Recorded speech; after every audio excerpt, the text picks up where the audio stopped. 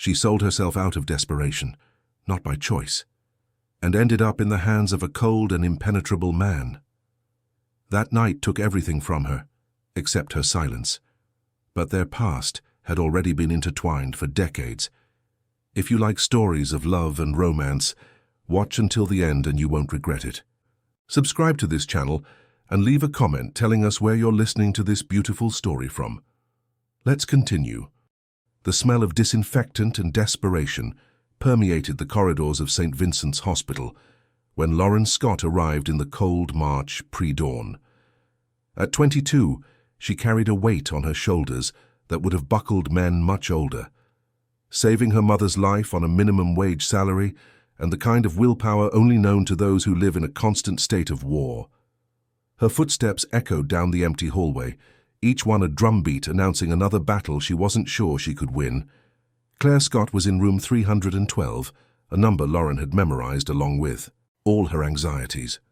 The aggressive cancer consuming her mother wasn't just a disease, it was a monster that devoured not only the body, but also dreams, savings, and hope. Lauren worked 3 shifts. In the morning as a clerk at the Turning Page bookstore, a failing shop in central London, where books gathered dust and customers were as rare as sunny days in winter. In the afternoon, she studied English literature at a public university, carrying in her backpack not just notebooks, but also poems she never had the courage to show anyone. And in the dead of night, she worked as a nursing assistant at this very hospital where she was now running in desperation. Life had taught Lauren far too early to silence her own hunger to feed another, to smile at grumpy customers while the power cut-off notices piled up at home, along with the medical bills that grew like an unstoppable avalanche. She had never been touched, loved, or even desired by anyone, and this wasn't due to virtue or choice, but simply because there was no time or space in her life for luxuries like love. Romance was for people who had the privilege of dreaming, beyond survival. That morning, however, something was different. Rebecca, the head nurse who had always treated Lauren with a professional coldness, was waiting for her in the hallway with an expression that mixed urgency and something that looked almost compassionate. It was strange to see that robust woman, 50 years old with grey hair always pulled back in a tight bun, show any emotion beyond mechanical efficiency. "Lauren," Rebecca said, gripping her arm with more force than necessary. "We need to talk, now." Lauren's heart plummeted like an elevator with its cables cut. Whenever someone needed to talk in a hospital, the news was never good. She followed Rebecca into a small private room where the silence was so dense it seemed to have a life of its own. "Your mother," Rebecca began, avoiding looking directly into Lauren's eyes. "Her admission has been cancelled." The words fell like stones into a still lake, creating waves of panic that spread through Lauren's chest. "What do you mean, cancelled? She needs to start immunotherapy tomorrow. You said it was a matter of life and death." "And it is," Rebecca confirmed, finally meeting her gaze. "But without the security deposit, without the advance payment for the treatment, the hospital can't proceed. It's £200,000, Lauren. You know we can't authorize that amount without guarantees." £200,000. The number echoed in Lauren's mind like a gunshot. It was more money than she could earn in 10 lifetimes working 3 shifts. It was the price of her mother's life, and she simply had no way to pay. "There has to be a way," she whispered, feeling her legs weaken. "An installment plan, a social program, anything." Rebecca took a deep breath like someone about to jump off a cliff. "There is a possibility, but you need to understand that what I'm about to tell you never came from my mouth." The conspiratorial tone made the hairs on Lauren's arms stand on end. She nodded, not even knowing what she was agreeing to. "There are men," Rebecca continued, the words coming out slowly, heavily. "Very rich, very powerful men who sometimes make arrangements, specific contracts. For one night, you could get not only the money for your mother's treatment, but much more." Lauren felt as if the floor had disappeared from under her feet. Are you talking about prostitution?" "I'm talking about survival," Rebecca retorted. "I'm talking about saving your mother's life. It's not about sex, Lauren. It's about power. about men who have so much money they pay fortunes just for the pleasure of control, of owning something rare. Lauren's mind was spinning like a centrifuge. Her entire upbringing, all her values, everything she believed in, screamed that this was wrong, degrading, impossible. But then she thought of Claire lying in that hospital bed, weaker each day closer to a death that could be avoided if there were enough money. "Who?" she asked, her voice a mere whisper. Rebecca hesitated. Darius Sterling. The name dropped between them like a bomb. Even someone like Lauren, who lived in a world so far removed from the magnates of London's high society, knew that name. Darius Sterling owned one of the largest private hospital chains in the country, proprietor of pharmaceutical labs, a man whose net worth was counted in the billions. He was also known for being a social ghost, a widower for over 20 years, reclusive, feared even by the other powerful elites. Has he done this before?" Lauren asked. "Not in the way you're imagining," Rebecca explained. "He doesn't buy sex, he buys experiences, control, power over another human being for one night. With a signed contract, all legal, all documented, the women who have accepted, let's just say their lives changed completely. And you think he would be interested in me?" Rebecca studied her for a moment, as if seeing her for the first time. Lauren knew she wasn't ugly, but she never considered herself an extraordinary beauty. She had dark brown hair she always tied back in a practical ponytail, honey-colored eyes that carried a seriousness beyond her years, and a body that her simple clothes and constant exhaustion kept hidden. But there was something in her face, a quiet strength, a dignity that didn't bow even in the face of misery, that sometimes made people look twice. "He has a specific type," Rebecca said finally. "Women who have never been touched. Women who carry a genuine purity, but also an inner strength. You can deny it all you want, Lauren, but you have exactly what he's looking for." The next few hours passed in a blur. Rebecca made mysterious calls, had whispered conversations on the phone, made arrangements that Lauren preferred not to fully understand. When the sun rose over London, painting the sky a pale orange, she had an address written on a piece of paper and specific instructions. Present herself at 8 in the evening at Darius Sterling's mansion in Mayfair, wearing the white dress that would be left for her. Lauren spent the day in a state of dissociation. She kissed her mother's forehead, who was sleeping under sedation, with no idea that her daughter was about to sell herself to save her. She called the bookstore, inventing a family emergency. She missed her classes for the first time in years. And when the time came, she found herself in front of the mirror of a public restroom in the hospital, wearing a simple yet elegant white dress that made her look like someone else. The fabric was soft against her skin, but it felt like a shroud. Every fiber of that dress reminded her of what she was about to do, of who she was about to become, or cease to be. Darius Sterling's mansion was a monument to power and isolation.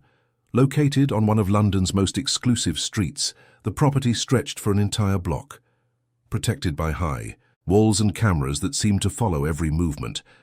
As Lauren approached the main gate, she felt like an ant before a mountain. A man in a dark suit received her without asking any questions.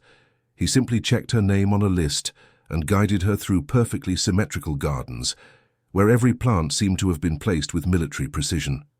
The house itself was a mix of classical and modern architecture, all in shades of grey and white, as cold as a marble mausoleum.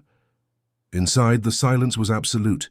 Her footsteps echoed on the marble floor as she was led through corridors decorated with works of art that probably cost more than she would earn in several lifetimes. There were no staff in sight, no sign of life other than the man guiding her and her own deafening heartbeat. Finally, they stopped before a set of dark wood double doors. The man knocked once and waited. "Enter," said a voice from the other side, a deep, controlled voice that seemed to carry the weight of commands that never needed to be repeated.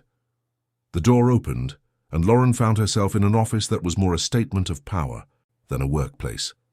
Bookshelves covered 3 walls from floor to ceiling, a lit fireplace crackled softly in a corner, and behind a massive mahogany desk, there he was.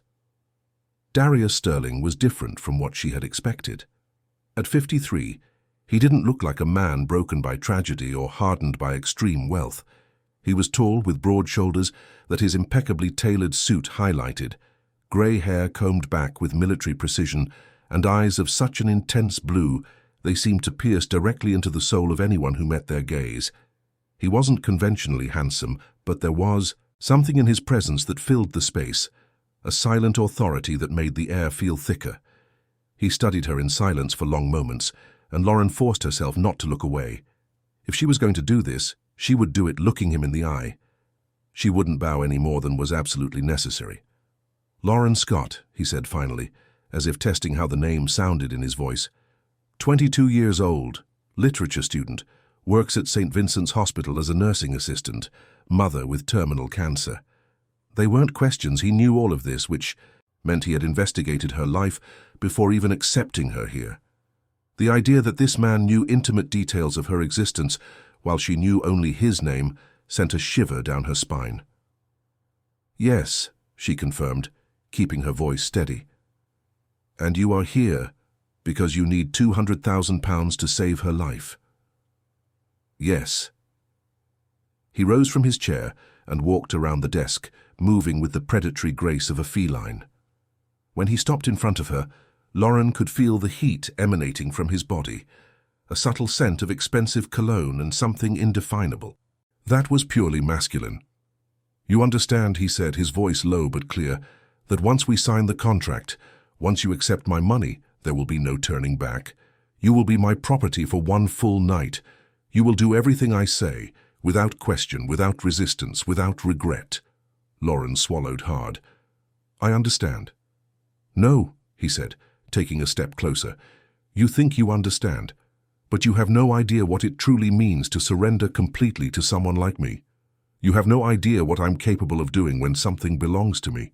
There was something in his eyes that made every one of Lauren's survival instincts scream for her to run.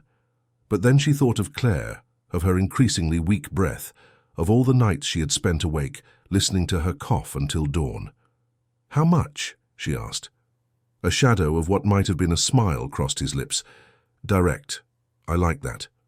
He went back behind the desk and picked up a folder. £500,000. The number made her dizzy. It wasn't just the 200,000 she needed.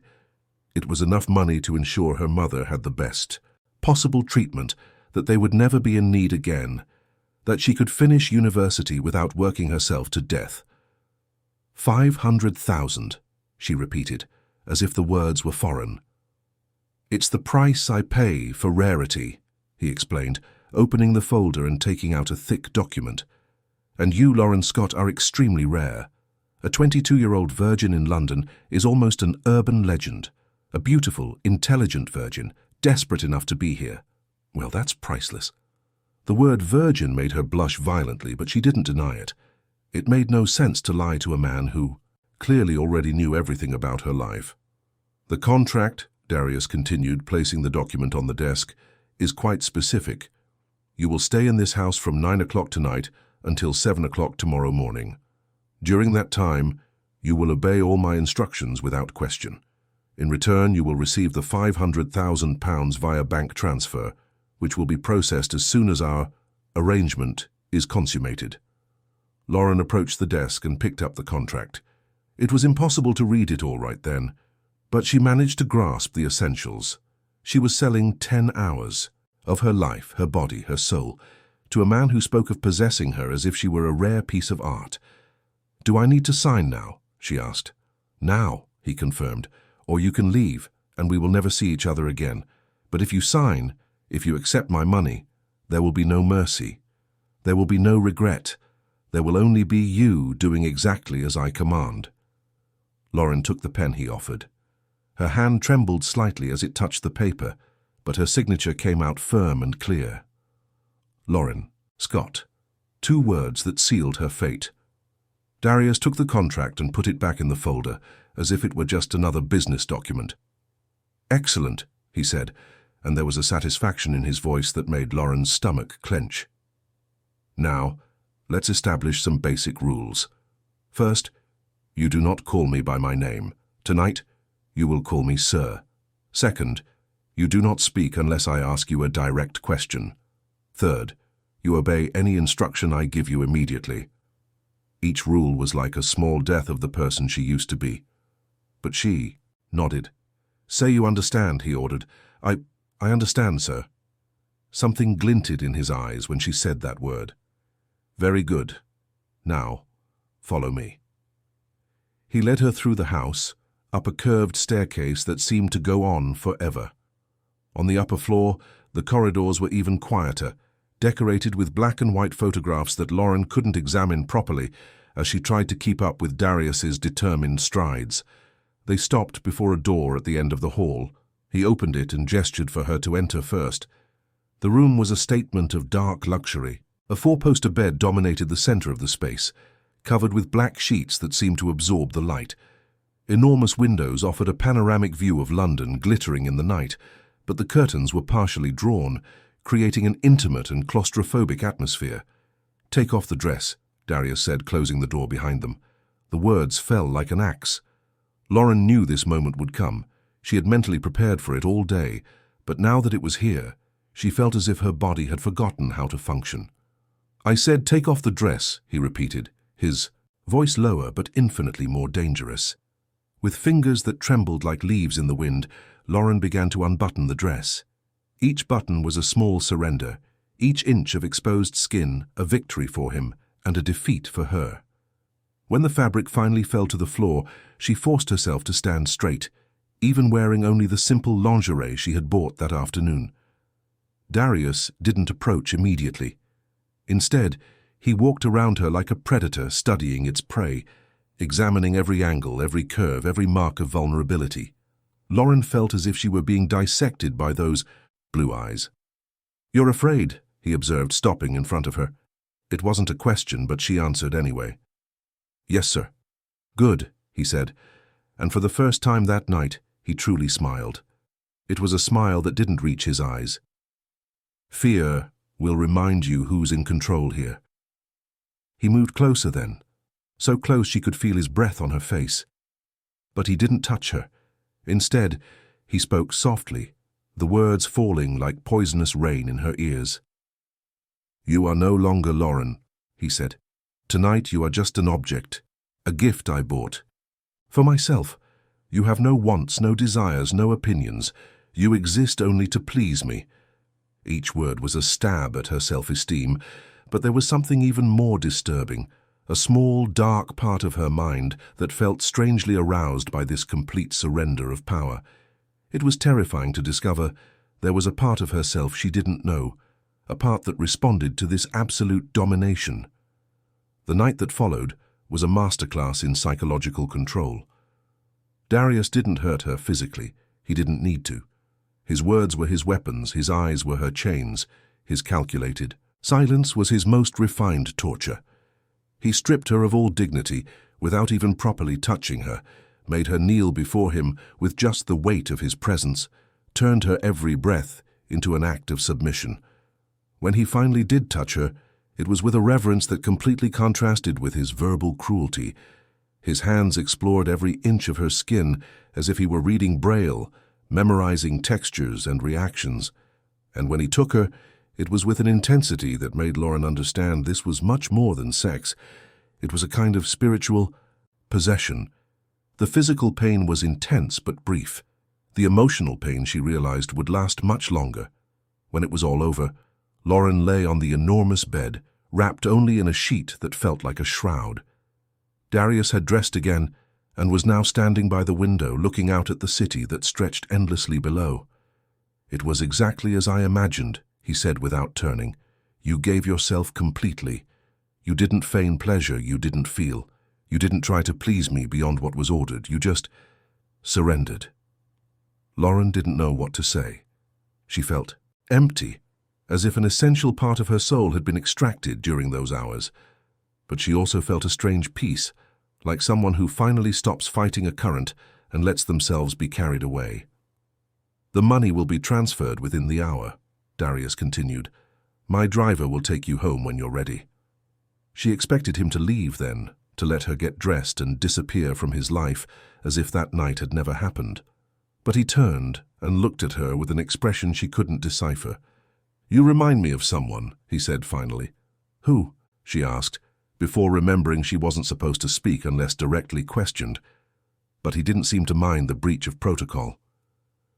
"Someone I loved a long time ago. Someone I lost because of my own stupidity and pride."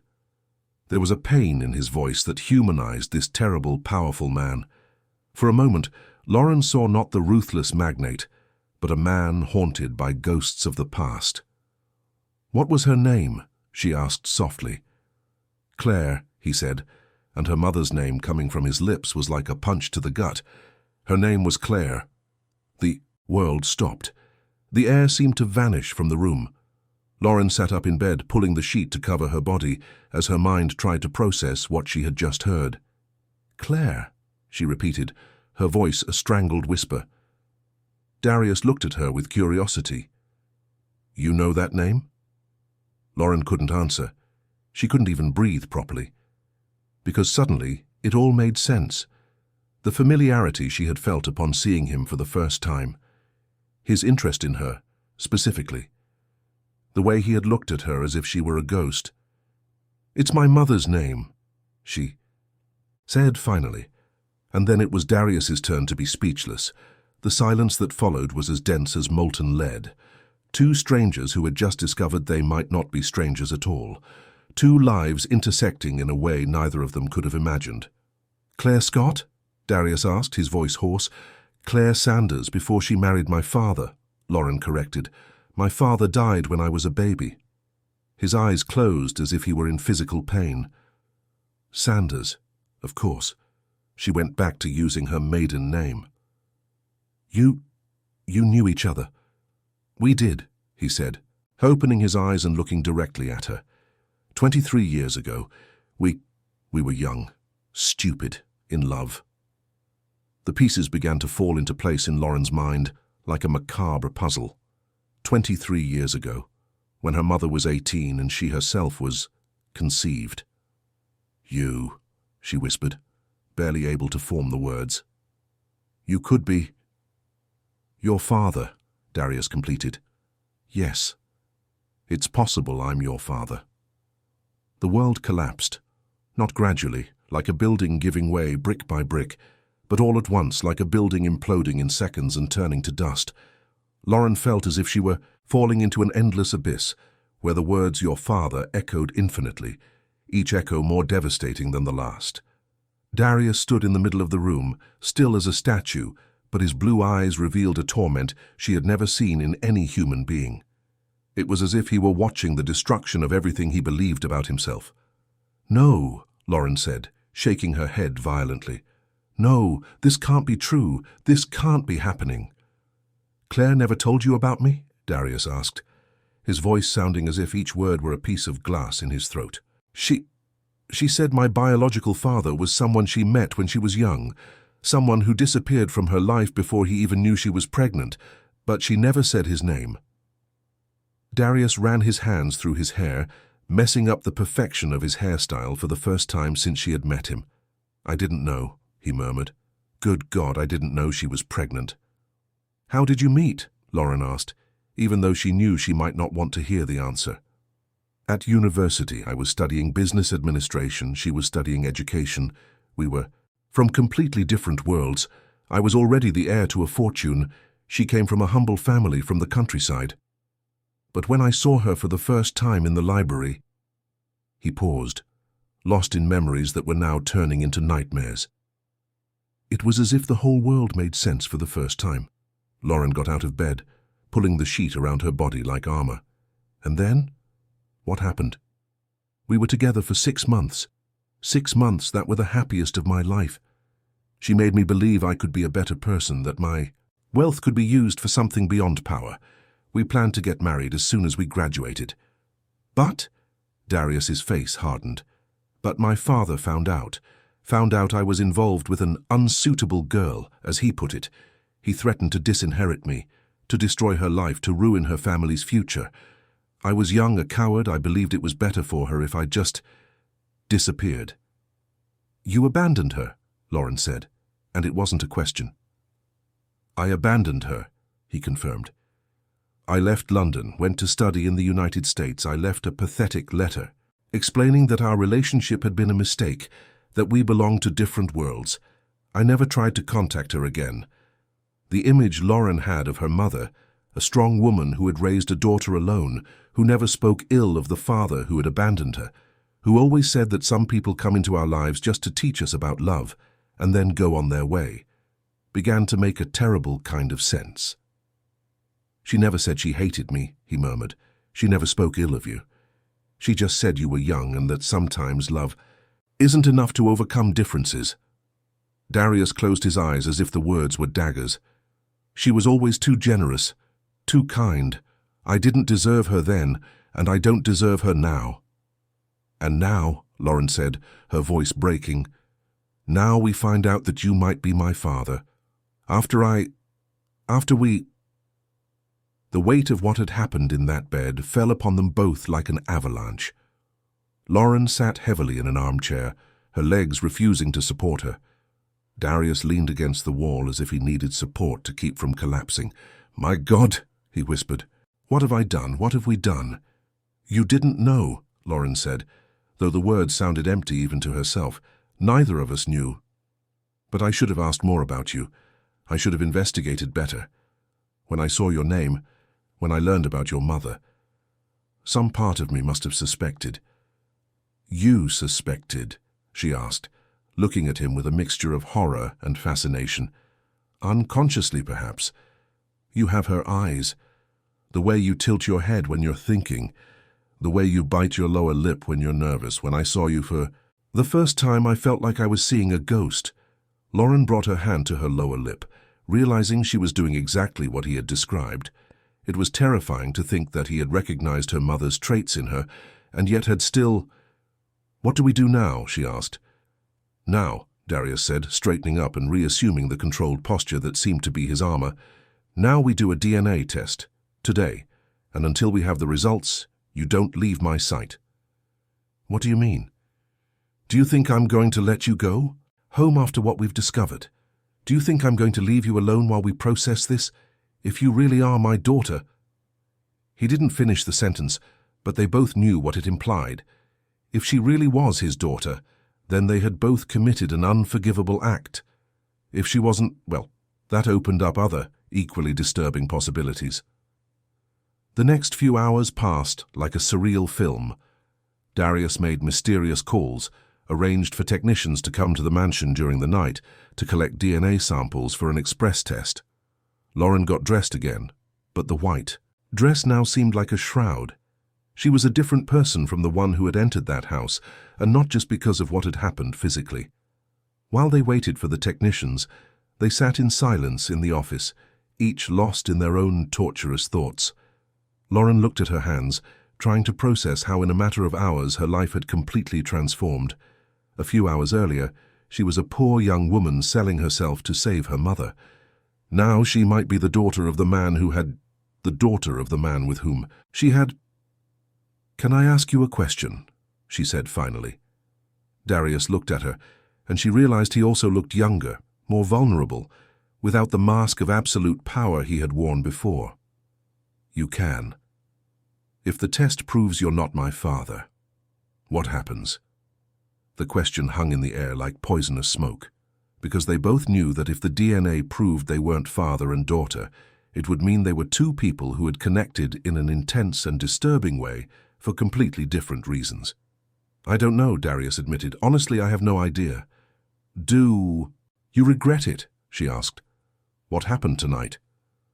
I should regret it, he said. Any decent man would regret it. But no, I don't regret it, and that makes me a monster. There was something in the brutal honesty of his answer that touched a dark part of Lauren's soul. Because she should regret it too. She should feel used, violated, diminished. But that wasn't what she felt. What she felt was a strange sense of completeness, as if a part of herself that had always been lost had finally found its place. I don't regret it either, she admitted, in a whisper. And I don't know what that says about me. The technicians arrived at 4 in the morning, discreet professionals who collected the samples without asking questions and promised results in 24 hours. When they left, the house returned to absolute silence, but now it was a silence heavy with expectation. "You need to eat something," Darius said, as if suddenly remembering she was a human being with basic needs. They went to the kitchen, an impeccably modern space where everything looked like it had never been used. Darius made coffee and toast with a competence that surprised Lauren. She had imagined a man like him had never even boiled water. "I learned to cook when I got married," he explained, noticing her surprise. "Luciana liked to cook together on weekends." "Your wife, the one who died?" "Yes." His face closed off. "But that's a story for another time." They ate in silence, each lost in their own thoughts. Lauren realized she was starving. She had spent the entire day without eating properly, her stomach in knots with nervousness. Now, even with all the emotional turmoil, her body demanded fuel. "Can I see my mother?" she asked as she finished her second piece of toast. "Of course, in fact, I'd like to see her too." You want to see her? After 23 years? "Especially after 23 years, he said. "I need to ask for forgiveness. I need to explain. I need to tell her about us." The thought of telling Claire what had happened made Lauren's stomach churn. How could she explain to her mother that she had slept with a man who might be her father? How could she look into the eyes of the woman who had raised her alone and admit that she had sold herself to save her? "She's going to hate me," she said. "No," Darius said with conviction. "Claire isn't capable of hate, but she will be devastated, and the blame will be entirely mine." They returned to the hospital as the sun rose over London. The city was slowly waking up, cars beginning to fill the avenues, people rushing to catch the tube and buses, life going on as normal, while their world had been turned upside down. Claire was awake when they arrived at the room, looking out the window with the vacant expression that had become common since her diagnosis. When she saw Lauren, she smiled, a weak but genuine smile. "My daughter," she said, holding out her hand. "Where did you spend the night? I was worried." Lauren took her mother's hand, feeling how cold and fragile it was. I got the money for the treatment, Mum. You're going to be able to have the immunotherapy." Claire's face lit up. "How?" "Lauren, how did you get so much money?" Lauren opened her mouth, but she couldn't continue. How could she explain? That's when Darius entered the room. Claire saw him and all the color drained from her face. For a moment, Lauren thought her mother was going to faint. She looked at Darius as if she were seeing a ghost, her lips moving without making a sound. "Claire," Darius said softly, removing an imaginary hat like a gentleman from another era. "Darius," she whispered, "it's you, it's really you." "It's me." Claire looked from Darius to Lauren, then back to Darius, and something in her expression changed. A terrible understanding began to dawn in her eyes. "No," she said, her voice weak. "Don't tell me it was with him. Don't tell me that's how you got the money." The silence confirmed her suspicions. Claire closed her eyes and a tear rolled down her pale cheek. "My God," she murmured. "My God, what have I done?" "Mum," Lauren said, approaching the bed, "it wasn't your fault. It was my choice." "Choice?" Claire opened her eyes and looked at her with an intensity Lauren had rarely seen. "What choice? You sold yourself to save my life. To a man who might be—" She stopped abruptly, as if she had suddenly realized something. "Mum," Lauren said carefully, "is there any chance that Darius is my father?" Claire looked at Darius for a long moment. "When were you born?" she asked him. "December 22nd, 2002, Lauren answered. Claire did the math in her head, and her expression became even more anguished. "It's possible," she admitted.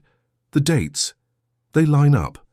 "Why did you never tell me?" Darius asked, approaching the bed. "Why did you never tell me you were pregnant?" "Because you had made it very clear that our relationship was a mistake," Claire replied, with a strength in her voice that contrasted with her fragile appearance. "Because you disappeared from my life without an explanation. Because when I found out I was pregnant, you were already married to someone else. Married? I didn't get married until 3 months after you left me, Claire continued. I saw it in the society pages, the grand wedding of Darius Sterling to Luciana Montfort, the union of 2 powerful families. I thought maybe that was why you left me, because you were already committed to her. Darius looked as if he'd been punched in the stomach. No, it wasn't like that. I married Luciana because my father arranged everything after you left my life. He said it was a strategic union, that it would help me forget my youthful mistake. Youthful mistake, Claire repeated bitterly. Is that how you saw me? It's how I tried to convince myself I should see you, he corrected, so I could move on, but it never worked. I never forgot you, not for a single day. Lauren watched the exchange between them, seeing decades of hurt and misunderstanding unfold before her eyes. It was like watching a tragic play where all the characters had made the wrong decisions for the right reasons. And now, Claire said, looking at both of them, you two will have to live with the consequences of our choices. We did a DNA test, Darius said. We'll have the results tomorrow. And if it confirms you're her father, Claire asked, what will you do? Neither of them had an answer for that. And if it confirms you're not, she continued. That question also went unanswered. Claire closed her eyes again. Maybe it's better if I don't know, she said. Maybe it's better if I die without knowing what kind of hell I've created for my daughter. You're not going to die, Darius said firmly. I'll make sure you have the best treatment available. Hilton, no, Claire interrupted, opening her eyes and looking directly at him. I don't want anything from you, not anymore. You've already caused enough damage. Mum, Lauren protested. No, Lauren, if there's one thing I've learned all these years, it's that money from certain people comes with a price that's not worth paying. And we've already paid far too much. Darius was visibly shaken. Claire, please, let me try to fix. Fix, she said, a bitter laugh escaping her lips. You think you can fix 23 years of abandonment? You think you can fix the fact that maybe your daughter... Oh God, I can't even say it. The silence that followed was deafening. 3 people trapped in a web of consequences none of them had foreseen, each carrying a different but equally devastating guilt. It was Lauren who finally broke the silence. I'm going to be okay, she said, with a determination that surprised even herself. No matter what the test says, no matter what it means, I'm going to be okay. And so are you, Mum. We'll get through this. Claire looked at her daughter with a mixture of pride and sadness. You were always stronger than me, she said. Stronger than any of us deserve. It's not about deserving, Lauren said. It's about surviving. It's about moving forward, even when the world falls apart. You taught me that. Darius watched the interaction between mother and daughter with an expression that mixed admiration and regret. You two are extraordinary, he said softly. And I ruined everything.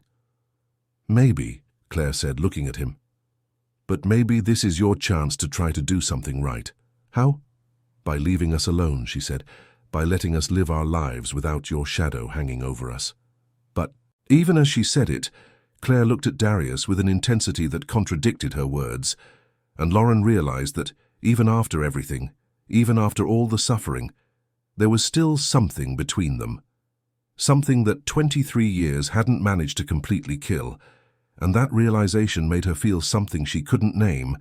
It wasn't exactly jealousy, because it would be absurd to be jealous of her own mother, but it was something similar, a sense of possession, of marked territory, which made her realize with horror that even knowing Darius could be her father, even knowing what had happened, between them could be unforgivable.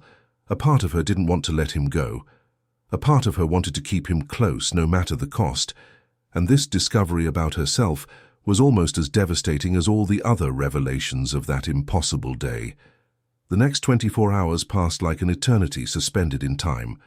Lauren returned home for the first time since everything had started, but the small flat she shared with her mother felt like it belonged to another life, to another person. The narrow walls, the worn-out sofa, the kitchen table where she always did, her university homework, everything was exactly as she had left it, but she felt like a stranger visiting the home of someone she used to know. She tried to sleep, But every time she closed her eyes, she saw Darius's blue eyes watching her with that intensity that seemed to pierce right through to her soul. She tried to eat, but any food tasted like ashes. She tried to study, to pretend her life still had some normality, but the words on the page danced meaninglessly, constantly replaced by the memory of his hands on her skin, his voice calling her. Object, gift, silence. The phone rang in the morning. It was Rebecca, the nurse who had arranged everything. "How did it go?" she asked bluntly. "Complicated," Lauren replied. "Did he pay?" "He paid." "Then why do you sound like a ghost? I thought you'd be relieved. Your mother can start her treatment today." Lauren couldn't explain that the money, which had seemed like the solution to all her problems, now felt like blood on her hands. How could she explain that the man who had bought her body for a night might be her father? How could she explain that? Even knowing this, a perverse part of her mind still thought of him, still desired. "Rebecca," she said finally, "did you know Darius Sterling before? I mean, personally?" There was a pause. "Why do you ask?" "Just curious." "Lauren, there are things about his past it's better not to know, things about the wife who died, about the reasons he became what he is today. If it was just one night, if he paid what he promised, my advice is to forget everything and move on." But it was impossible to forget. It was impossible to move on when every cell in her body felt like it had been rewritten that night. At university, Lauren tried to focus on her classes, but it was useless. The professor talked about 19th century romantic literature, and all she could think about was the cruel irony of studying forbidden loves and destructive passions while living her own dark version of those stories.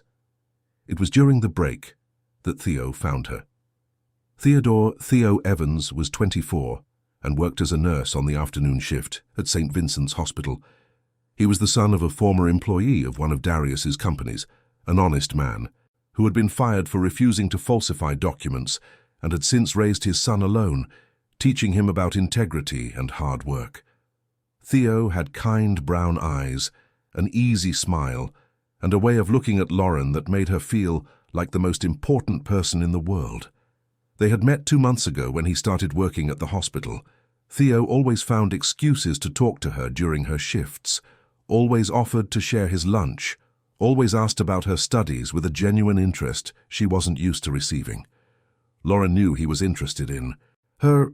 A man doesn't talk about French literature at 3 in the morning just to be polite, but she had kept her distance. She had neither the time nor the energy for relationships. Now, seeing him approach with that worried smile, Lauren felt as if she were looking at a life that was no longer possible for her. "Are you okay?" he asked, sitting next to her on a bench in the university garden. "You look like you haven't slept." "I'm fine," she lied. "Just tired." Theo studied her with those gentle eyes that seemed to see more than she wanted. "I heard your mother is going to be able to get the treatment, that they managed to get it approved on the NHS." It was the story they had agreed to tell, that after a lot of bureaucracy and appeals, the public health system had approved the treatment. It was easier than explaining the truth. "Yes," she said, "it's a relief. It must be. You were so worried." He hesitated. "Lauren, I know we've only known each other for a short time, but if you need anything, anything at all, you can count on me. My dad always said that good. People need to help each other." There was a sincerity in his voice that made Lauren's heart ache. Here was a good, decent man, offering her support with no strings attached, a man who saw her as a whole person, not as an object to be possessed, a man who represented everything she should want. So why, when she looked at him, could she only think of blue eyes and a voice that called her property? "Thank you, Theo," she said, forcing a smile. "That means a lot." He smiled back, and for a moment Lauren allowed herself to imagine how simple it would be if she could just fall in love with him, how easy it would be if her heart could choose the safe path, the gentle love, the predictable future he offered. But the heart, she realized, didn't care about what was safe or sensible. Lauren's phone vibrated. A message. "Results are in. I need to see you. Now. D." Her hand trembled as she read the words. 24 hours of suspense were about to end. In a few hours, she would know if she was the daughter of the man with whom she had... "I have to go," she said, standing up abruptly.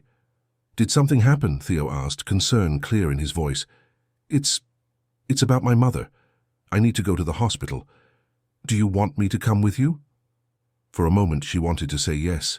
She wanted to accept the protection he offered, to have someone decent by her side when she faced whatever the results revealed. But she knew she couldn't drag Theo into the hell her life had become. "No, thank you. It's family business." Family. The word tasted bitter in her mouth. The journey to the hospital passed in a blur of traffic and anxiety. Lauren couldn't stop imagining scenarios. If Darius was her father, then what? They would live with the guilt for the rest of their lives? Never speak again? If he wasn't her father, then what? Could they have a relationship? A 53-year-old man and a 22-year-old woman? A billionaire magnate and a poor student? Both possibilities seemed impossible. Darius was waiting for her in the same office where it had all begun 24 hours earlier. But now he looked different. His impeccable suit was wrinkled, as if he had slept in it. His hair wasn't perfectly combed. There were dark circles under his blue eyes, and for the first time since she had met him, he looked human. On the desk in front of him was a sealed envelope. "The results," he said unnecessarily. Lauren sat in the chair opposite the desk, the same chair where 24 hours ago she had signed a contract that would change her life forever. Now another document was about to define it again. "Have you opened it?" she asked. "No. I thought we should open it together." There was something touching in that consideration. This powerful man, accustomed to controlling everything and everyone, had waited for her to discover a truth that would affect them both equally. "Maybe you should open it," she said. "My hands are shaking too much." Darius picked up the envelope with careful movements, as if it were a bomb that could explode. He tore the side and pulled out a single sheet of paper. His eyes scanned the document quickly, and his expression... "What does it say?" Lauren asked, unable to interpret his face. Darius placed the paper on the desk and pushed it towards her. "See for yourself." With hands that trembled like leaves, Lauren took the document and read the words that would change everything. "Probability of paternity, 0.00%. Mr. Darius Sterling is excluded as the possible biological father of Ms. Lauren Scott." The relief she expected to feel didn't come. Instead, she was overcome by a strange sensation, almost like disappointment. No, that was crazy. She should be relieved. She should be happy to find out she hadn't committed incest, that she wasn't the daughter of the man who... "How do you feel?" Darius asked. "Confused," she admitted. "I should be relieved, but it's strange. Part of me kind of expected that I was your father. Not exactly, it's more, part of me wanted an explanation. Something that would make all of this less disturbing. Less real," she said finally. "If you were my father, then what happened between us would be a terrible mistake but an explainable one. It would be something we could blame on ignorance, on cruel coincidence. But now we know it's not," Darius completed. "Now we know I chose you deliberately. That I was attracted to you for reasons that have nothing to do with Claire, for reasons that are my own." The silence stretched between them, heavy with implications. If Darius wasn't her father, if there were no blood ties between them, then what had happened was simply a rich man buying a night with a desperate young woman. It was a business transaction, not a family tragedy. So why did it feel more complicated now, not less? "And now?" Lauren asked. "Now," Darius said, getting up and walking to the window. "Now you go back to your life, and I go back to mine. Your mother gets her treatment, you finish university, we forget this ever happened. Is that what you want?" He remained with his back to her for a long moment. "It's what's right." "I didn't ask what's right. I asked what you want." Darius turned slowly. "What I want," he said, his voice low and dangerous, "is to take you upstairs and finish what we started. What I want is to keep you in this house, in that room, until you forget a world exists beyond these walls. What I want is to make you mine in every possible way, until there's nothing left of the woman you were before. You met me." The words fell between them like drops of fire. Lauren felt as if she couldn't breathe, as if the oxygen had been sucked out of the room. "But I can't want that," Darius continued. "Because I'm a 53-year-old man who should know better, because you are young and deserve a future that isn't overshadowed by someone like me, because you're still stuck in the past," Lauren interrupted. "What? Your wife, Luciana. You still haven't gotten over her death?" Darius's face shut down completely. "Don't talk about her." "Why? What happened to her, Darius? Why does a man like you live alone for 20 years? Why do you pay women for one night when you could have any woman you wanted?" "Because any woman I wanted would end up dead," he said, the words coming out like an explosion. "Because everything I touch, I destroy. Because I am a dangerous man, Lauren, and you should run from me as fast as you can."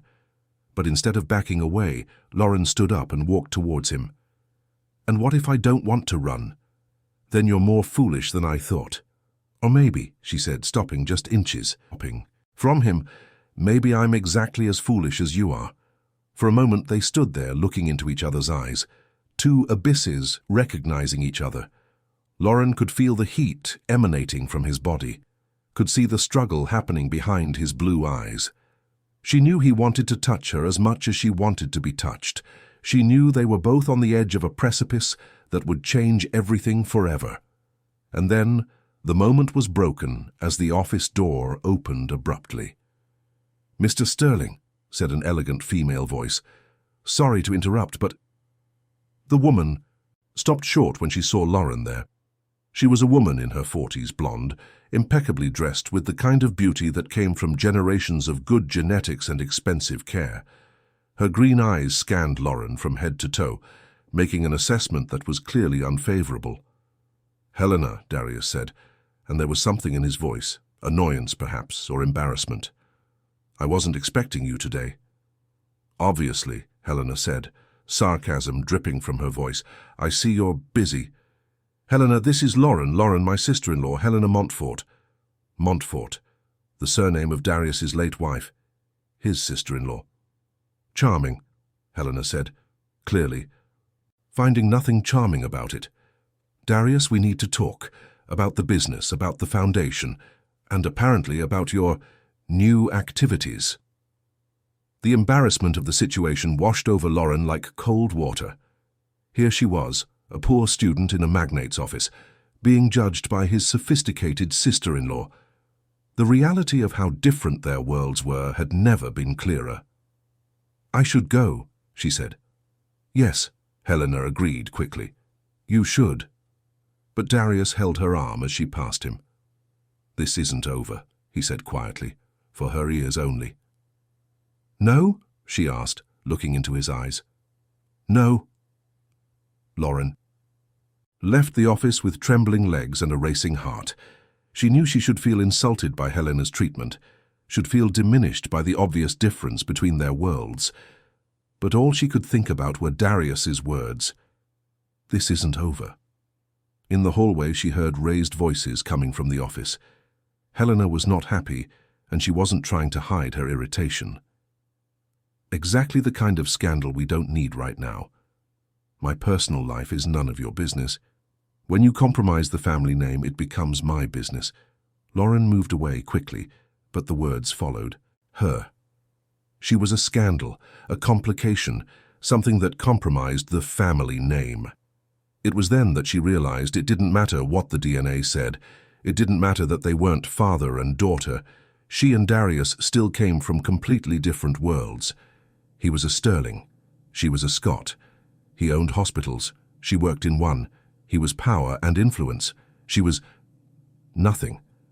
But even knowing this, even understanding the absolute impossibility of any future between them, a stubborn part of her mind refused to accept reality, because for the first time in her life, she had felt something that went beyond survival.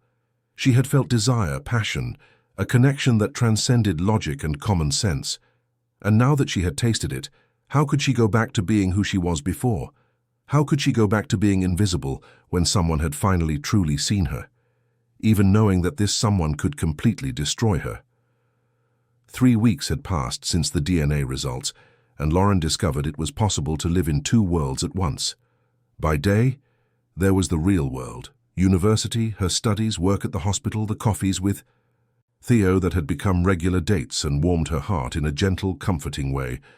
By night, there was the dark world, dreams where experienced hands touched her with a possession that made her wake up with a racing heart, memories that refused to fade, the constant feeling that something had been left unfinished.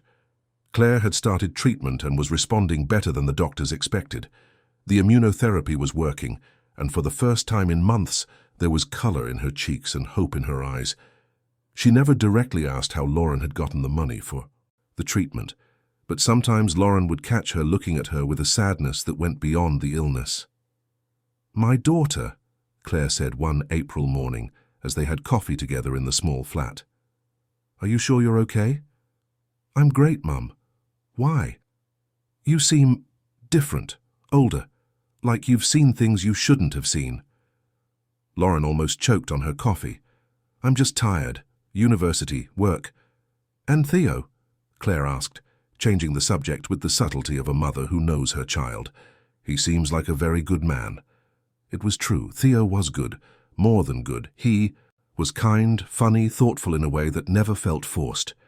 In recent days, it had become clear that his intentions were serious.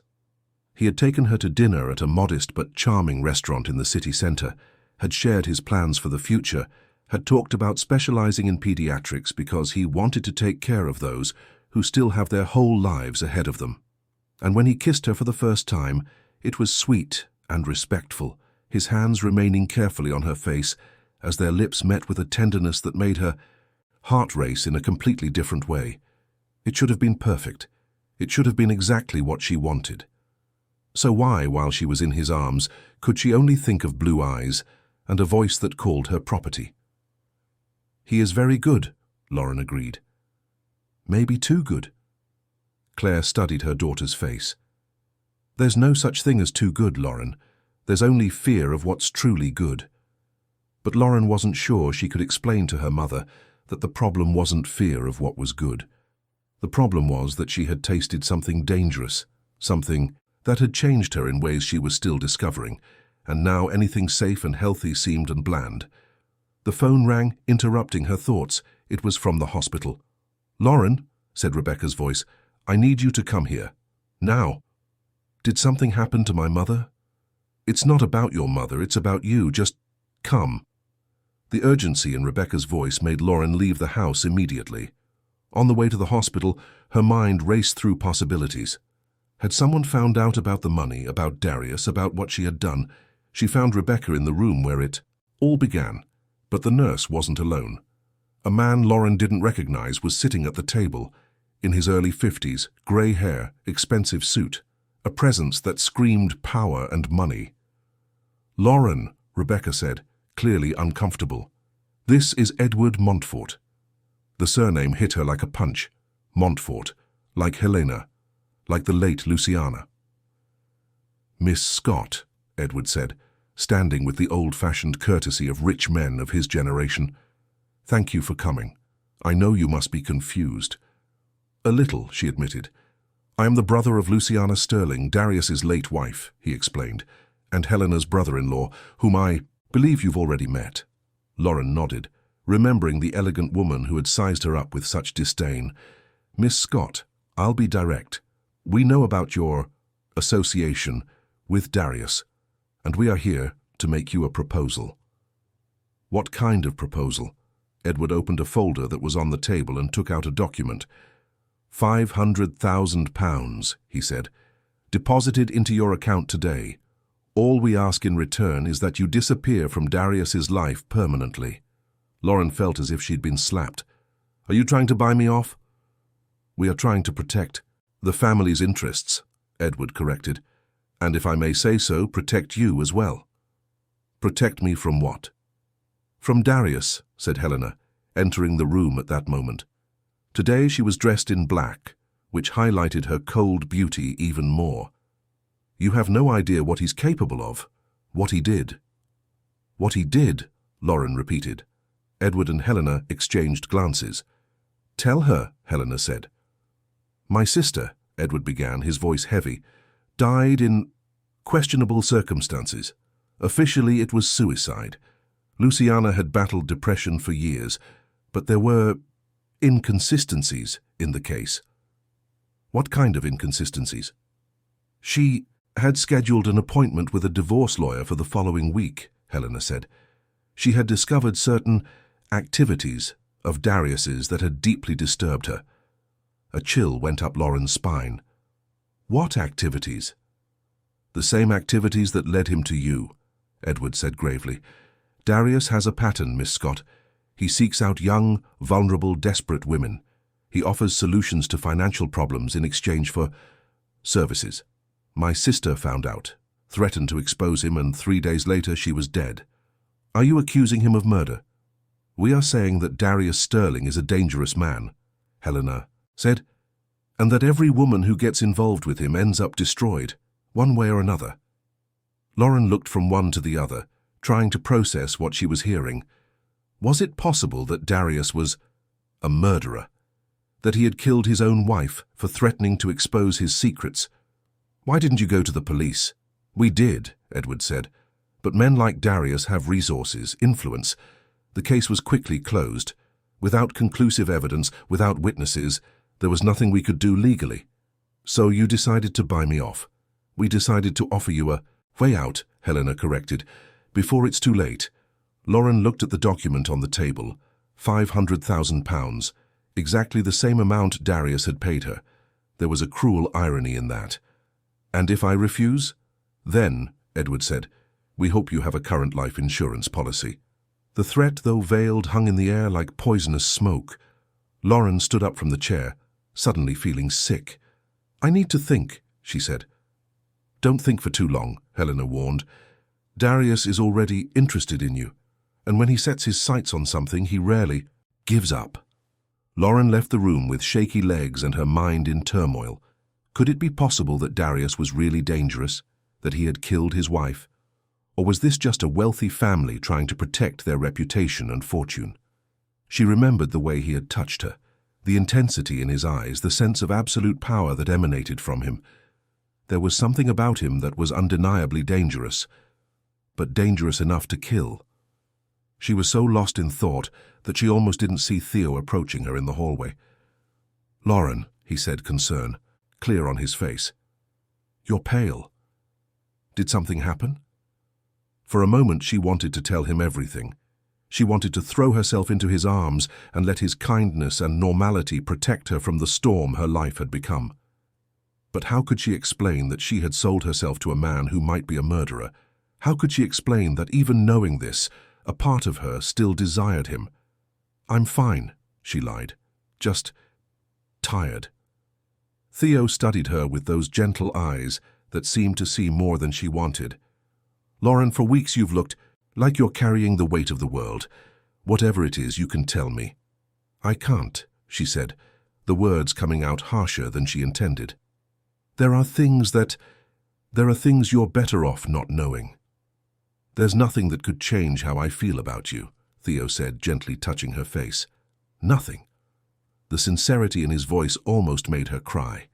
Here was a good, honest man offering her love without conditions, without contracts, without danger.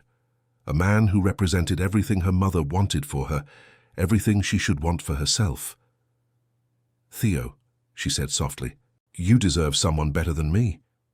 "There is no one better than you," he said, and he kissed her. It was a sweet kiss, full of promises of a future and security. But even as she responded, even feeling the genuine affection she had for him, Lauren knew it wasn't enough. She knew there was a part of her soul that Theo could never touch, a part that had been awakened by different hands, by a different voice, by a danger that Theo could never represent. When they broke apart, there were tears in her eyes. "What is it?" Theo asked, alarmed. "Nothing," she said. "It's just, you're too good for me." That night, Lauren couldn't sleep.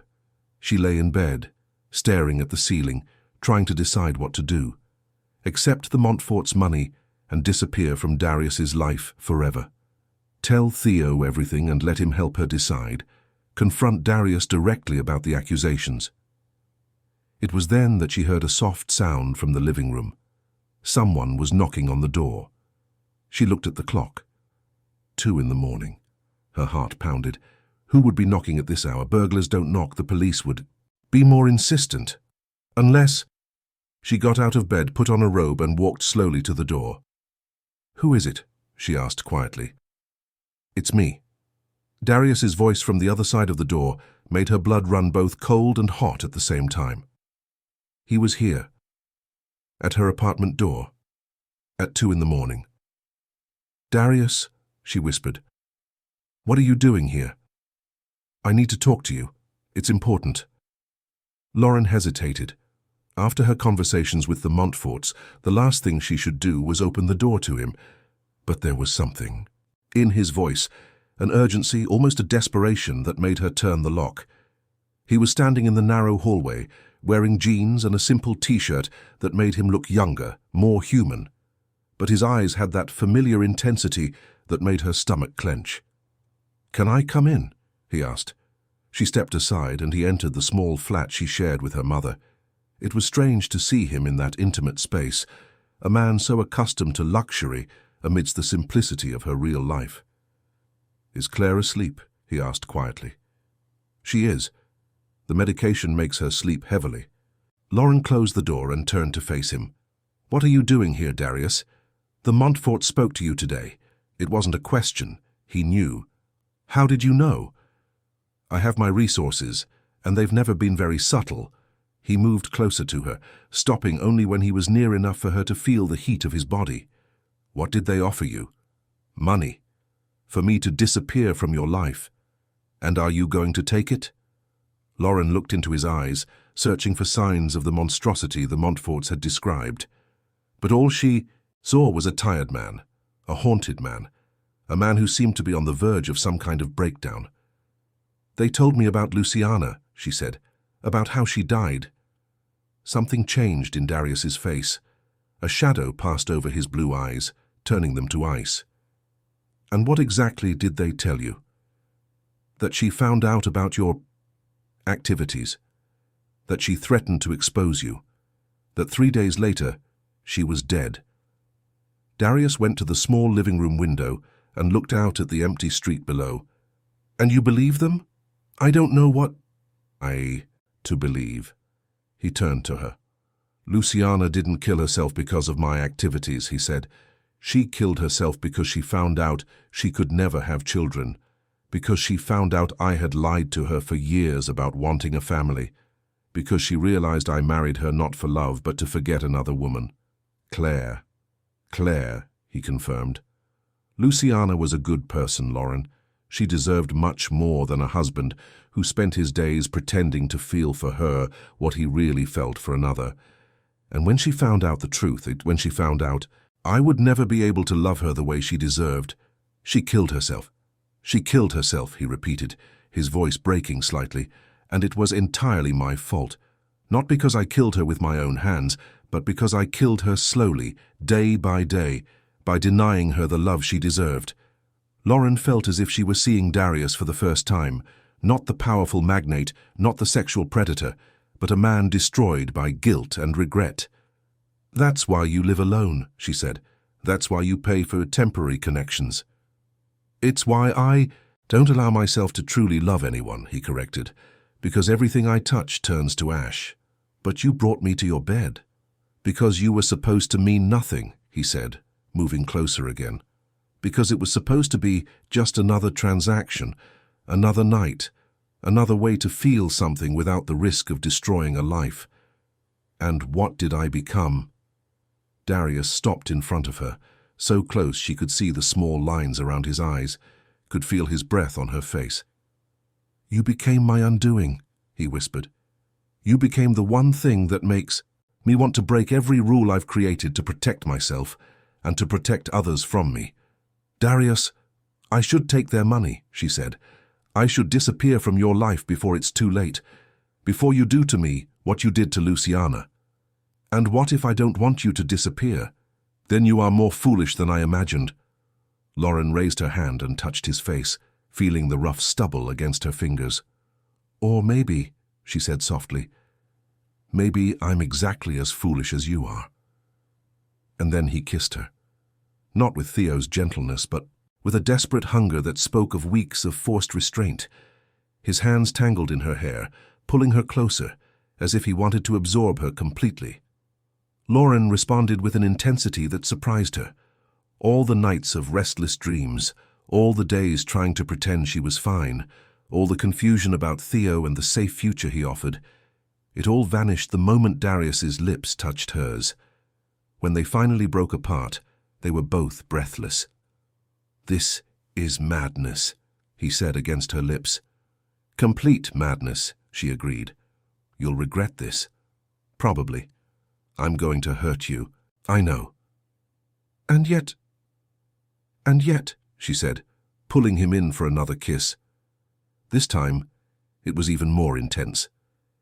His hands explored her body through the thin fabric of her robe, rediscovering curves that had haunted his dreams. Hers clung to his broad shoulders, feeling the tense muscles beneath his t-shirt. When he lifted her into his arms, Lauren didn't protest. When he carried her to the bedroom, she didn't think about the consequences. When he laid her on the narrow bed where she had slept since she was a child, she thought of nothing but the desire. That consumed them both. This time there were no contracts, no signed papers or money-changing hands.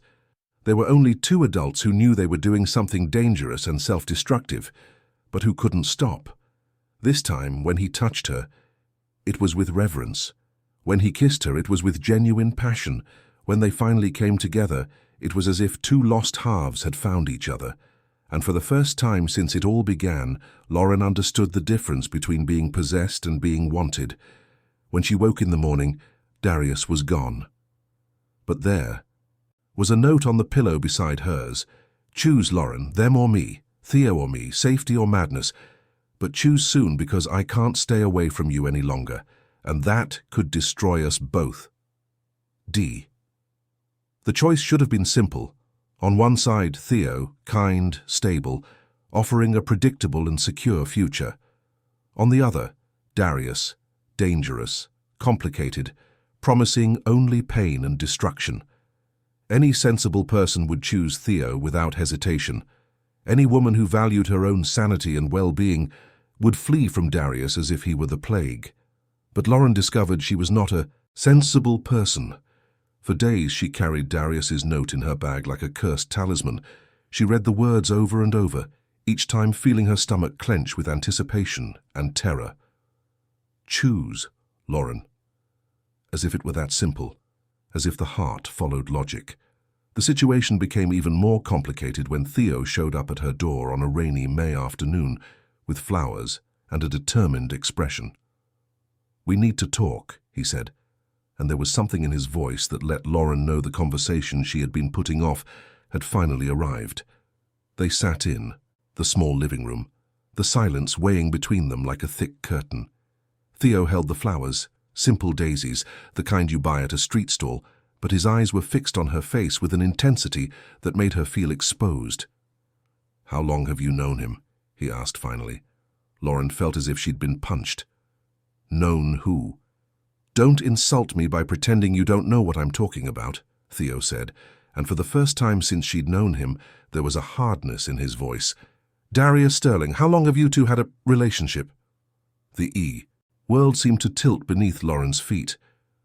"How did you—" "My father," Theo said, a bitterness she had never heard before tinging his words. "Remember I told you he was fired for refusing to falsify documents? Well, the documents were about mysterious transfers of large sums of money to young women. Women like you."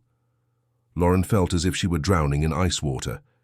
"Theo, £500,000, he continued, transferred to your account on the same day your mother got approval for her treatment, the same day you showed up at the hospital looking like a ghost. How did you get access to my bank information?" "I didn't, but my father still has contacts at the company. People who were worried when they heard I was dating you. People who warned me about the kind of man you were getting involved with." Theo stood up and began pacing the small room, running his hands through his hair in a gesture of frustration she had never seen from him. "I told them they were wrong," he continued. "I said, you weren't that kind of person, that there had to be some mistake, but then I started noticing things. The way you'd get distant sometimes, like you were thinking about someone else. The way you avoided certain conversations. The way you sometimes seemed to be carrying a weight you couldn't tell me about." Lauren closed her eyes, feeling her carefully constructed life crumble around her. "Theo, it's not what you think." "Isn't it?" he said, stopping in front of her. "Then explain it to me. Explain how a university student working 3 jobs suddenly comes up with £500,000. Explain why the most powerful and dangerous man in London transferred a fortune to you for no apparent reason." The words were there on the tip of her tongue, the whole sordid story of desperation, the contract, the night that had changed everything. But how could she explain that she had sold herself? How could she explain that even knowing it was wrong, even knowing it was self-destructive, she still thought of him? "I can't," she whispered. "You can't or you won't. I can't. There are things that, if you knew, it would change everything between us." Theo knelt in front of her, taking her hands. "Lauren, look at me. I love you. I truly love you, not as a fantasy or an obsession, but as the woman you are. Whatever happened, whatever you've done, we can get through it." The tears started to fall before she could stop them. His kindness, the genuine love in his voice, the offer of forgiveness without even knowing what there was to forgive, it all made her feel even worse. "You don't understand," she said between sobs. "I'm not the person you think I am." "Then show me who you really are." For a moment, Lauren considered telling him everything, considered throwing herself on his mercy, accepting the forgiveness he offered, choosing the safe, normal life he represented. But then she thought of blue eyes and hands that touched her, as if she were something precious and dangerous at the same time. "I can't," she repeated. Theo studied her for a long moment, and she saw the exact moment something died in his eyes. Not anger, but a deep sadness that made her want to die. "You love him," he said, not as a question, but as a statement. Lauren opened her mouth to deny it, but the words wouldn't come. Because it was true, she realized with horror, against all logic, against every instinct of self-preservation, against everything she knew to be right. She loved Darius Sterling. "My God," Theo whispered, standing up. "You really do love him." "Theo, do you know what he is?" he asked, his voice rising. "Do you know what he did to his wife, to other women? He's not just dangerous, Lauren, he's a predator. You don't know him. And you do?" Theo laughed bitterly. "Do you really know him, or have you just convinced yourself you do, because it's easier than admitting you sold yourself to a stranger?" The words struck like a whip. Lauren stood up, feeling an anger she didn't know she possessed. "Get out," she said. "Lauren, get out of my house, now." Theo looked at her for a long moment, as if memorizing her face. "When he destroys you," he said finally, "when he's done with you like he was with all the others, don't come looking for me, because I won't be here." He left the daisies on the table and walked out, closing the door harder than necessary. Lauren stood there, looking at the flowers that were already beginning to wilt, feeling as if a fundamental part of herself had been torn away. Claire appeared in the living room a few minutes later, wearing the hospital robe that had become her uniform at home. The treatment was working, but it still left her weak and tired most of the time. "I heard voices," she said, sitting carefully on the sofa. "Did Theo leave?" "He did," Lauren said, wiping her eyes. "Did you two fight?" "Sort of." Claire studied her daughter's face with the keen perception that motherhood develops. "Is it about Darius?" The direct question made Lauren look at her mother in surprise. "How?" "Lauren, I'm your mother. I've known you since before you were born. And for the last few weeks you've been acting like someone torn between two worlds. Theo represents one, Darius the other." Lauren sat down next to her mother, feeling more like a child than an adult. "Mum, do you still love him? After all these years, after everything he did?" Claire was silent for a long moment.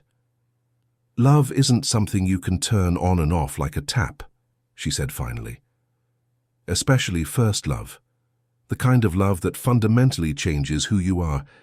Darius was my first and only true passion. But he abandoned you. He made a choice, Claire corrected. A cowardly choice, but a choice. And I made mine. To raise you alone. To build a life without him. To move on. Do you regret it? Loving him? Never. Not fighting harder for him? Sometimes. But mostly I regret not being strong enough to tell him the truth. What truth? Claire took her daughter's hand. The truth about why our relationship ended. It wasn't just because we were from different worlds. It was because I was scared. Scared of what?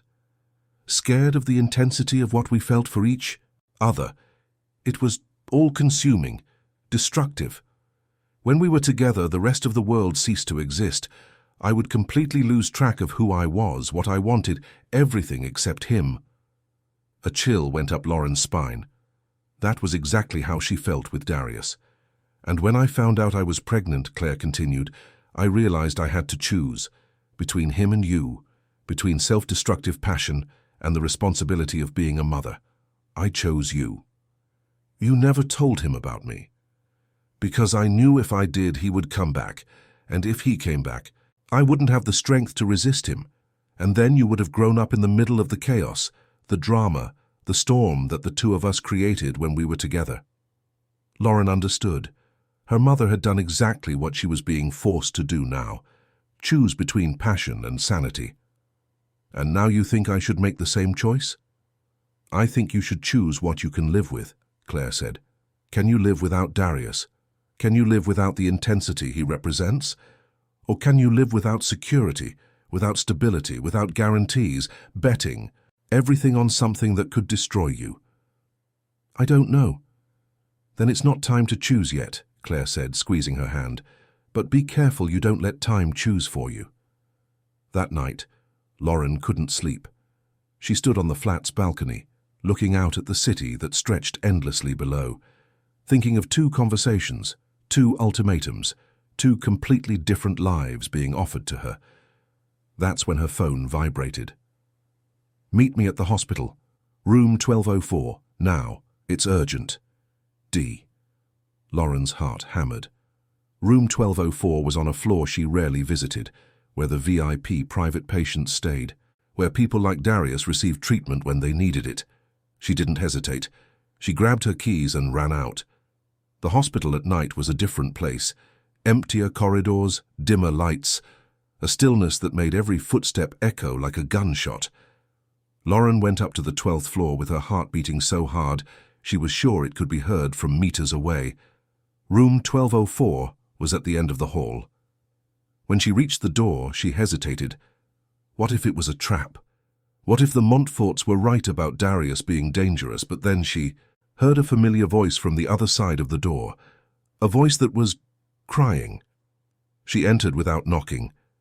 Darius was sitting beside a hospital bed where an elderly woman lay unconscious. The woman had white hair and a face that, even relaxed in sleep, carried traces of a beauty that must have been remarkable in her youth. Darius was holding her hand, and there were tears on his face. "Who is she?" Lauren asked softly. "My mother," Darius said, without looking at her. "Eleanor Sterling. She had a stroke last night." Lauren approached the bed, observing the woman who had raised the man who dominated her thoughts. "How is she?" "Dying," Darius said simply. "The doctors give her a few hours, maybe a day." "Darius, I'm so sorry." He finally looked at her, and Lauren saw something in his eyes she had never seen before. Complete vulnerability, fear. The mask of power and control had fallen away completely. "She never forgave me," he said, "for Luciana, for marrying without love, for wasting the chance at happiness she always said I deserved." "With Claire." "With Claire. She always knew I still loved your mother. Always knew I'd married Luciana. For the wrong reasons." He squeezed his unconscious mother's hand. "And now she's going to die knowing I made the same mistake twice." "Twice?" Darius looked at her. "I let Claire go out of cowardice, and now I'm going to let you go for the same reason. Who said I'm leaving? You should. Helena told me about her conversation with Theo. He's right, you know. I am dangerous. Everything I touch, I destroy. Lauren sat in the chair next to his. And what if I don't care? You should care. But I don't. She took his free hand. Darius, look at me. He looked and she saw beyond the vulnerability, beyond the fear. She saw love, real, terrifying, destructive, but real. I've chosen, she said. Lauren, I choose you. I choose the madness. I choose the danger. I choose you. For a moment, only the sound of the medical equipment filled the silence. Then Darius brought her hand to his lips and kissed it softly. You'll regret this, he whispered against her skin. Probably, she admitted. But at least I won't regret not having tried. It was then that Eleanor Sterling's hand moved slightly. Her eyes opened, slowly focusing on Aito, her son. Darius, she whispered, her voice weak but clear. I'm here, Mother. Eleanor looked from Darius to Lauren, then back to her son. A small smile touched her pale lips. She has her eyes, she said. Claire's eyes. Darius tensed. Mother. Don't waste any more time, Eleanor said, each word an effort. Don't make the same mistakes your father and I made. Love. True love is rare. When you find it, you fight for it. She squeezed her son's hand with all the strength she could muster. Be happy, she whispered, finally, and be happy. Eleanor Sterling died 2 hours later, with her son holding one hand and Lauren holding the other. And when the machine stopped beeping, when silence finally fell over the room, Lauren knew there was no turning back. She had made her choice. And now she would have to live with all the consequences that came with it. Starting with the war the Montforts would surely declare as soon as they found out she hadn't taken their money. Starting with the pain she had caused Theo, a good man who didn't deserve to be hurt. Starting with the reality of loving a man who was right, when he said he was dangerous. But as she watched Darius weep for his dead mother, Lauren knew she couldn't have chosen differently. Because some people come into our lives like earthquakes, they destroy everything we know about ourselves, but they also reveal who we really are beneath the rubble. And she had discovered that beneath all the caution, all the sensibility, all the need for security, there was a woman capable of loving without conditions, even when that love could destroy her. 6 months after Eleanor Sterling's death, Lauren discovered that living a great love was nothing like in the movies. There was no background music playing during romantic moments, no golden light filtering through the curtains every morning, and definitely no guaranteed happy ending just because two people loved each other. What there were nights when Darius woke up screaming from nightmares about Luciana, days when he would shut down completely, and she had to choose between invading his space or giving him the distance he said he needed. There were judgmental looks on the street when they appeared in public together, whispers about the age difference, malicious speculation about a poor young woman who had managed to trap a magnate. There was the silent but constant war with the Montfort, who had not given up on separating them. But there were also mornings when Darius would wake her with coffee and French croissants, conversations that lasted until dawn about books, dreams and fears, moments when he would look at her as if she were the only real thing in a world of illusions. There was the way he listened when she talked about her plans for the future, how he encouraged her studies, how he made her feel that her opinions mattered. And there was, above all, the intensity, the feeling of being completely alive that only came when she was with him. Lauren had moved into a mansion in Mayfair, not the house where it all began, but a smaller property Darius had bought especially for them. New beginnings need new places, he had said. Claire, whose treatment had been a complete success, visited regularly, and to Lauren's surprise, had developed a cautious friendship with Darius. He's not the boy I once knew, she said once, but I can still see the man he could have been if circumstances had been different. Lauren had finished university with excellent grades and was now pursuing a postgraduate degree in contemporary literature. She'd also started writing, not just the poems she had always kept to herself, but short stories, essays, stories that explored the complex territories between power and vulnerability, between desire and self-destruction. Darius had arranged for her texts to be published in a respected literary journal, but she insisted on using a pseudonym. "I want my work to be judged on its own merits," she said, "not by who I share a bed with." His response, "You never cease to amaze me," had been said with a genuine admiration that made her realize how much she had grown since that first night. But not everything was perfect. Theo had completely disappeared from her life, transferred to a hospital in another city, according to rumors. Sometimes Lauren thought of him and felt a pang of sadness for what could have been, for the simplicity she had chosen to abandon. But she didn't regret it. Not anymore. It was on a November afternoon that everything changed again. Lauren was at home, working on an essay about female archetypes in Brazilian literature, when Rebecca called. The nurse's voice was tense, worried. "Lauren, you need to come to the hospital now. Did something happen to my mother? It's not about Claire, it's complicated, just come." The hospital was in an uproar when she arrived.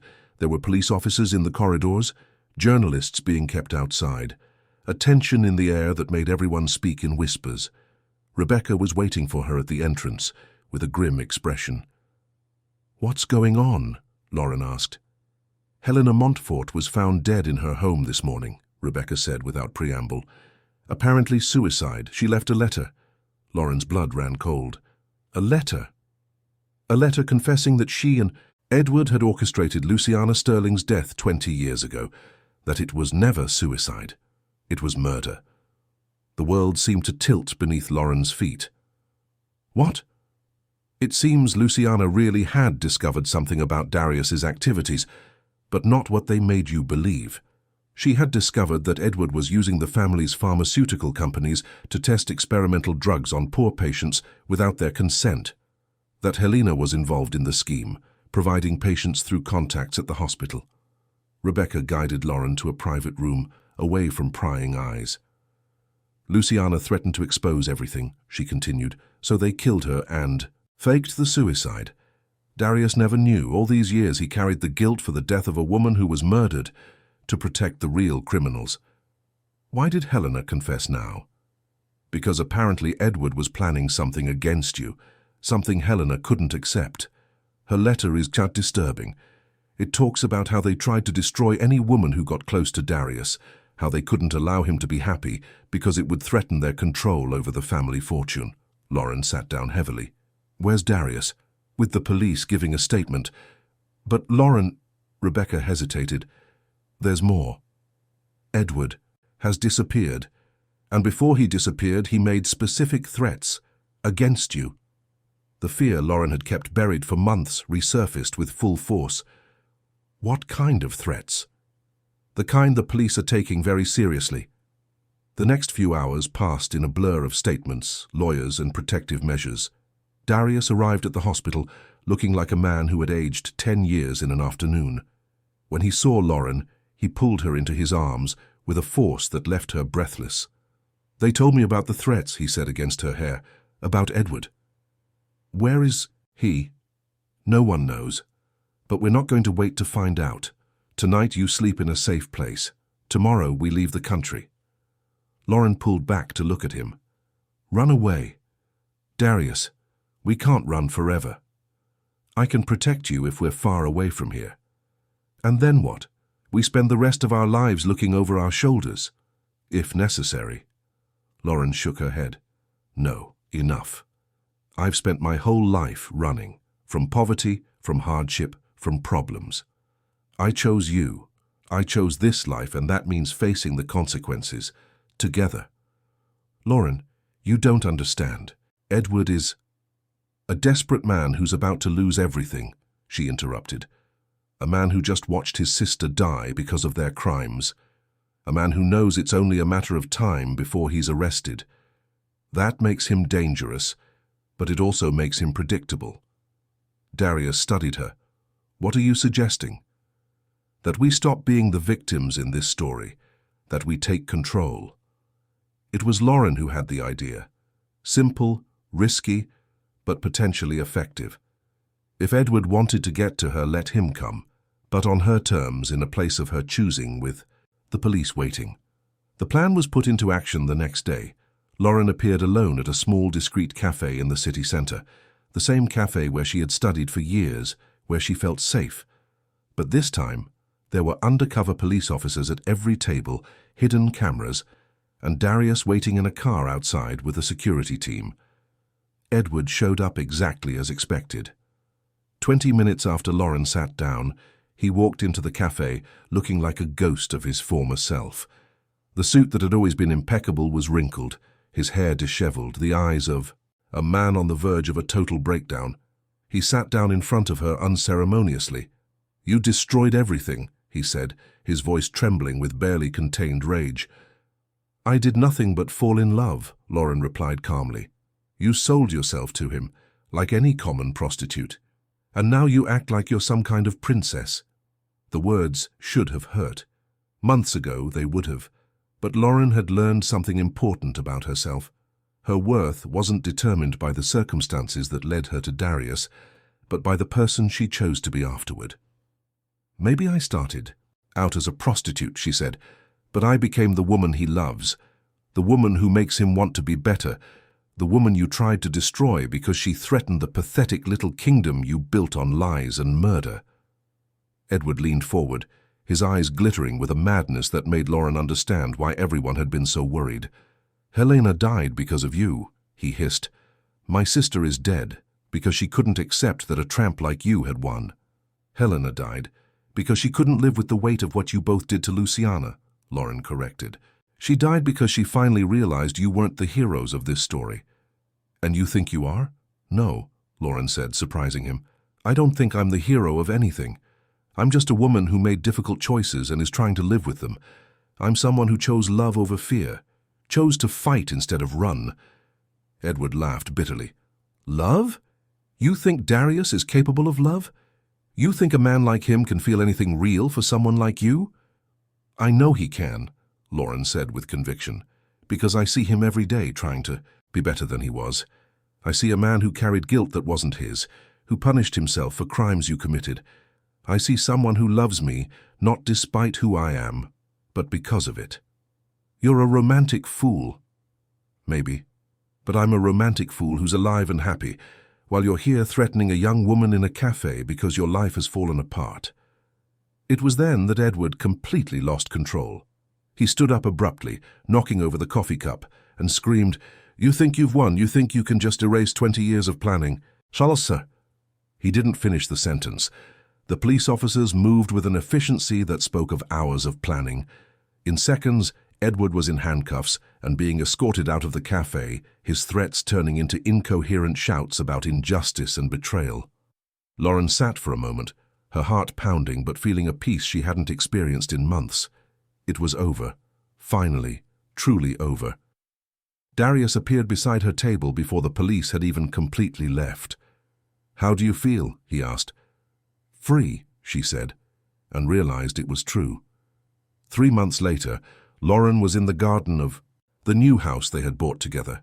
Not a mansion, but a human-sized house with large windows and a garden where she could plant the violets she had dreamed of since she was a child. Claire had moved into a smaller house nearby, close enough for daily visits, but far enough for Lauren and Darius to have their privacy. She was reading a manuscript, her first book, a collection of short stories about women facing impossible choices, when Darius came home from work. He had completely restructured his companies after the revelation of the Montfort's crimes, creating foundations for victims of illegal medical experiments and establishing new ethical protocols in all his hospitals. "How was your day?" he asked, sitting beside her on the grass. "Productive. I finished revising the last stories." She closed her laptop and looked at him. "And you?" "Good. The lawyers said Edward's trial should start next month. With Helena's confession and all the evidence we found, it shouldn't take long." "And after?" "After," Darius said, taking her hand, "after we live. We simply live." Lauren smiled. "It sounds simple when you say it like that." "Because it is simple. Everything else was complicated. The secrets, the lies, the guilt. But this," he squeezed her hand, "this is the simplest thing in the world. I love you, you love me. Everything else is just details." Details like the age difference? Like what people will say? Like the fact that we met in a way most people would consider scandalous? Details, Darius repeated firmly. Lauren, look at me. She looked and saw in his blue eyes the same intensity as always, but now tempered with something that hadn't been there at the beginning. Peace. You saved me, he said. You didn't just give me a reason to live, you taught me that I deserve to live, that I deserve to be happy, that the past doesn't have to define the future. You did the same for me, she said. You taught me that I can be strong and vulnerable at the same time, that I can fight for what I want without losing who I am. Darius took a small box from his jacket pocket. So, he said, opening it to reveal a simple but elegant ring. Do you want to make this official? Lauren looked at the ring, then at the man holding the box. The man who had bought her on a night of desperation and ended up buying her heart as well. The man who had been her savior and her downfall, who had taught her about power and submission, about strength and vulnerability. Darius Sterling, she said, a smile playing on her lips. Are you asking me to marry you? I'm begging, he corrected. Well, she said, holding out her hand for him to place the ring. Then you'd better do it right. He knelt on the grass, holding her hand with a reverence that reminded her of the first night, but now free of all the shadow and pain of that time. Lauren Scott, he said, his voice thick with emotion, will you marry me? Not because you have to, not because it's convenient, but because you choose to? Because you choose us? Yes, she said without hesitation. I choose us, always. As he slid the ring onto her finger, Lauren thought of all the choices that had led her to this moment. The choice to sell herself to save her mother, the choice not to take the Montfort's money, the choice to face Edward instead of running, the choice to fight for love instead of choosing safety. Not all of them had been right at the time. Not all of them had been easy. But all of them had led her to this man, to this garden, to this life they had built together from the wreckage of who they used to be. You know what's funny? She said as he kissed her. What? I always thought true love stories ended with, and they lived happily ever after. But now I realize that's where they really begin. Darius smiled, a smile without shadows, without reservations, without the pain he used to carry. Then he said, our story is just beginning. And as the sun set over London, painting the sky in golden pink, Lauren Scott knew she had made the right choice. Not the safe choice, not the easy choice, but the choice that made her feel completely alive. The choice to love without fear. The choice to be free. The choice to write her own story even if the whole world said she was wrong. Because sometimes the best stories begin in the most unlikely of places, between people who shouldn't meet, in ways that no one would approve of, and sometimes against all odds they have happy endings, not because they are easy, but because they are true. And the truth, Lauren discovered, is always worth fighting for.